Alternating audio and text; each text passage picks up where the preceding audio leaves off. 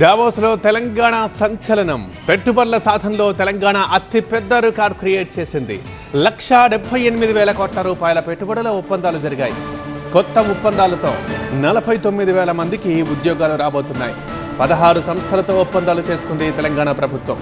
60,000 కోట్ల పెట్టుబడికి అంగీకరించింది అమెజాన్ సంస్థ. 45,500 కోట్లు ఇన్వెస్ట్ చేయబోతోంది సన్ పెట్రోకెమికల్స్. 15,000 కోట్ల పెట్టుబడి పెట్టబోతోంది టిల్మన్ గ్లోబల్ హోల్డింగ్స్.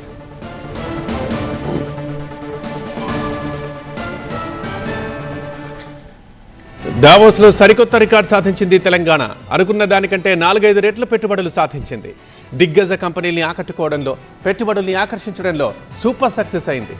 సుమారు 1,80,000 కోట్ల ఎంఎస్ ఎక్సెల్ ఈ స్కిల్ ప్రతి ఒక్కరి జీవితంలో చాలా ఇంపార్టెంట్.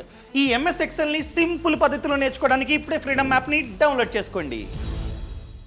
రూపాయల పెట్టుబడుల్ని సాధించింది.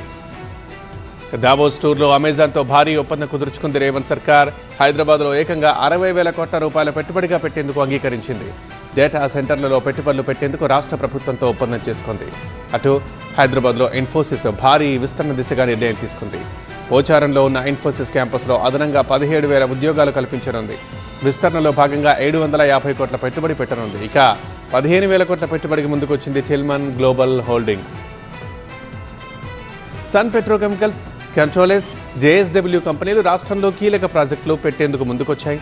సన్ పెట్రోకెమికల్స్ 45,000 కోట్లు, కంట్రోలెస్ 10,000 కోట్లు, జేఎస్డబ్ల్యూ 800 కోట్లు, స్కై రూట్ 500 కోట్లు పెట్టుబడులు కుదిరించేందుకు ఒప్పందాలు కుదుర్చుకున్నాయి.